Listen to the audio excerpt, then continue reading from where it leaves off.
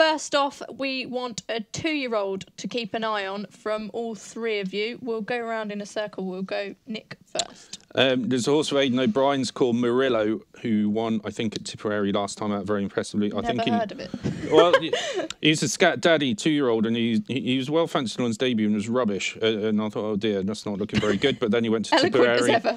Yeah, and everything he did wrong the first day, he did right the next day. He's brilliant at Tipperary, really, really good. If they bring him over, I think it'd be for the Norfolk or something like that. I would give him a chance. These Scat Daddies are speed machines, aren't they? Lewis, anything for you? A 2-year-old wise. Yeah, I wanted to come in here and give Main Desire, and she's gone and had a setback this morning, so gutted for Michael Bell. I thought she's the best filly I've seen.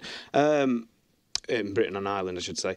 The horse she beat at York narrowly, Neola, I think she's a runner. Mick Channon, she got stuck out in the middle of the track at York.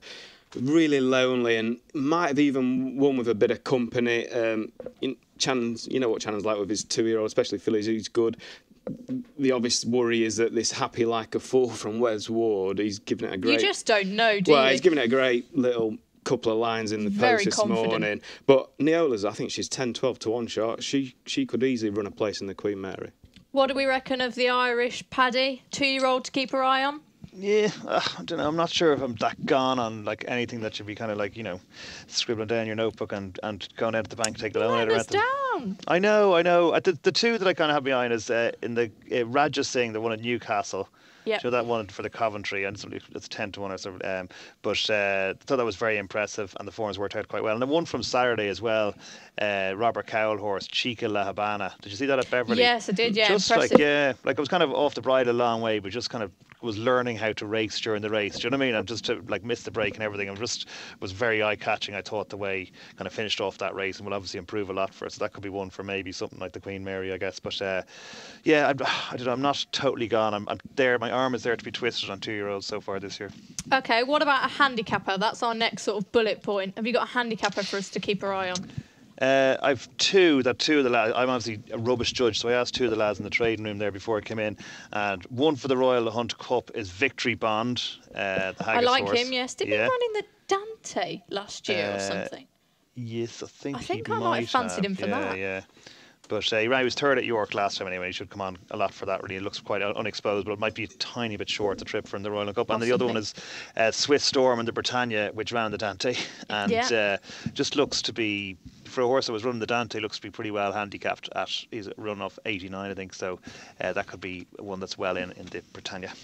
Okie dokie. What about you, Lewis? A handicap to follow? Wokingham Eastern Impact, trained by Richard Fahy, I like. Straight off the bat.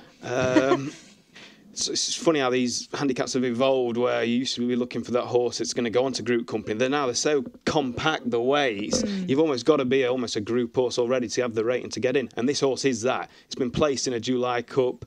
It's been running in group company, finding a couple too good, but finally his handicap markers started to relent. He's on the same winning mark as his last handicap win. I think everything's in place for him to run a blinder in the Wokingham. Okay, what about you, Nick? Handicapper? Yeah, well, I'll give you two, because I'd second what Paddy said about Swiss Storm. I think he is off 89. I've heard quite a few people mention him. Well, he's the same price now, I think, as he was to win the Guineas 2 weeks before it took place. I think he's about the 16 to 1 mark. And I know Elsie thinks very, very highly of this horse. He tried to get into the Guineas, didn't work out.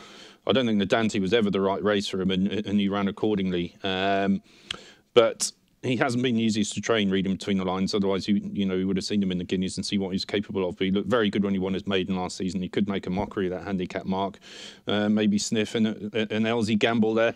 And also in the Ascot Stakes, I don't know what Willie Mullins' running plans are. He's got loads at the head of the betting. 10 in it. I know, it looks like a Cheltenham betting heat, doesn't it, for March rather than Ascot. But I don't know if he's planning to bring Penhill over for anything, but he was one, after he won at Cheltenham, he made noises about him having a big campaign lined up for him in the summer. Was it Luca Kimani he was with before? He was a 1.5 mile horse with Luca Kimani on the flat, and Willie's kind of reinvented him completely into a stayer.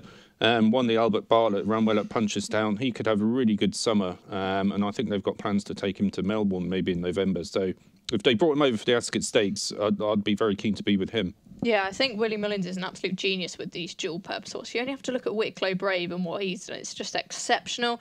Paddy, back to you. What's your Royal Ascot nap? Please give me some confidence. Yes, I'm going to I'm going to do a sprint double. My two favourite races. I'm going to do the King's Stand and the Diamond Jubilee, a double nap, right? Go for it. Make you rich. So I'm going to go for Signs of Blessing in the King's Stand. Love it. Excellent and then choice. Magical Memory in the Jubilee on Saturday. So what could possibly go wrong? Nothing at all. Lewis, Royal Ascot nap.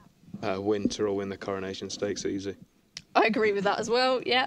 Nick, a bit more value, maybe. Well, I think Order at St George. He's not a huge prize by any means, but there's a few taking one this year. I think it's a slightly deeper race. You've got Big Orange, who a lot of people fancy. You've got Simple Verse. You've got the French horse as well, if it comes over Vazirabad. So maybe he might drift slightly, but Ballydall, they really get it wrong in the Gold Cup. They've got be prepared to perfection, won't They've got a fantastic record in the race, and I just think he's that perfect blend. He does stay, but he's got that bit of speed as well, as he showed, because he's been placed in an arc as well. So I'm taking Order of St George to follow up.